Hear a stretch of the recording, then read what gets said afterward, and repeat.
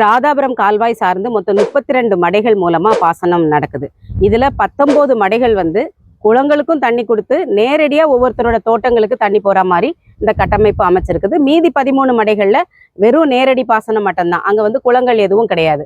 இப்ப இந்த ராதாபுரம் கால்வாய் சார்ந்து பாசன வசதி பெறக்கூடிய 17,000 ஏக்கர் நிலப்பரப்புல சுமார் ஒரு 1000 ஏக்கர் மட்டும்தான் இந்த குளத்து சார்ந்து பலனடையக்கூடிய பாசன பரப்பளவு. மீதி 94% 16,000 ஏக்கருக்கு மேல இந்த நேரடியா அவங்கவுங்க தோட்டங்களுக்குள்ள மடை மூலமா தண்ணியை எடுத்து அந்த நேரடியா பாய்க்கக்கூடிய வசதிகள் உள்ள ஒரு கட்டமைப்பு தான் வந்து ராதாபுரம் கால்வாயில அமைச்சிருக்கிறாங்க. இப்போ நீங்க பாக்குற இந்த இடம் வந்து 27வது மடையிலிருந்து சாணார் குளம், சங்கநேரி குளம், வேப்பம்பாடு குளம், இந்த 3 குளத்துக்கும் தண்ணி போகக்கூடிய அந்த கால்வாய் பக்கத்துல தான் நம்ம இருக்கிறோம். இப்போ அந்த கால்வாயிலிருந்து இந்த ஒரு நிலத்துக்கு வந்து தண்ணி வரக்கூடிய இந்த மடை இருக்கு. இதை பார்க்கும்போது கம்ப்ளீட்டா டேமேஜ் ஆன ஒரு நிலையை வந்து நம்மளால பார்க்க முடியுது. இப்ப நம்ம கூட அது பகுதியில் அந்த மடை சார்ந்து விவசாயம் பண்ணக்கூடிய ஒரு விவசாயி இருக்கிறாங்க. 11 வருஷமா விவசாயம் பண்றாங்க. 2 நேரம் அந்த மடையில தண்ணி எடுக்க வந்து 2 நேரமும் சண்டைக்கு வந்து அடிச்சு விரட்டி விடுவாங்க. இப்போ நான் இது எதுக்கு நமக்கு வம்பு அப்படி விட்டுக்கிடுவேன். 8 போர் போட்டிருக்கேன். 910 அடியில் போட்டிருக்கேன். 2 போரில் தான் கொஞ்சம் போல 1 இன்ச்சு தண்ணி வருது. 6 போர் வேஸ்ட்டு. கழிஞ்ச வருஷம் 350 மரம் பட்டு போச்சு. இந்த வருஷம் இப்போ 400 மரம் எதுவும் கேள்விக்குறியில தான் இருக்குது. அடுத்தாப்புல 1 ஏக்கர் கம்பு இருக்குது, கப்ப கம்பு. 2 ஏக்கர் கடலை இருக்குது.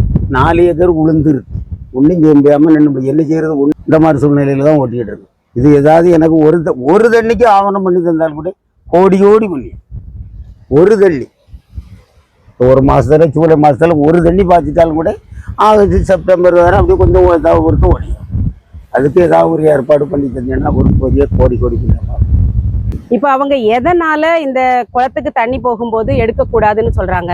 ரொம்ப குறைவான அளவு தண்ணி வரும்போது குளம் நிறைஞ்சாலே பெரிய புண்ணியங்கிற நிலைமையில இருக்குது. அப்போ அவங்க குளத்தை நிறைக்கிறதுக்கான முக்கியத்துவம் தான் கொடுக்குறாங்க. மடைகள்ல எடுத்தா இந்த குளங்கள் கூட நிறையாம போயிடும் அப்படிங்கிற ஒரு பயம் அவங்களுக்கு இருக்கு. அதனால என்ன பண்றாங்க, இந்த குளங்களுக்கு போறதுக்கு முக்கியத்துவம் கொடுத்து மடைகளுக்கு தண்ணி போக முடியல. அந்த மடைகள் சார்ந்து நடக்கக்கூடிய பாசனங்கள் பெரும்பாலும் நடக்காம தான் இருக்குது. இப்ப இதுக்கு முக்கிய காரணம் என்ன அப்படின்னா, இப்ப அணைகள்ல போதுமான அளவு கொள்ளளவு வந்து இருந்து அதை முழுமையா தண்ணீர் சேமிச்சு வச்சா போதுமான அளவுக்கு இங்க எல்லா குளங்களுக்கும் தண்ணீர் கிடைக்கிற பட்சத்துல யாரும் இதுக்கு எந்த அப்ஜெக்ஷனும் சொல்ல போறது இல்லை. எல்லா மடைகளுக்கும் தண்ணி கொடுக்கக்கூடிய ஒரு வசதி வந்துடும். அப்போ இந்த குளத்துக்கு தண்ணி போகும்போது அந்த குளத்துக்காரங்க இந்த சண்டைக்கு வர்றதுக்கான வாய்ப்புகள் இருக்காது.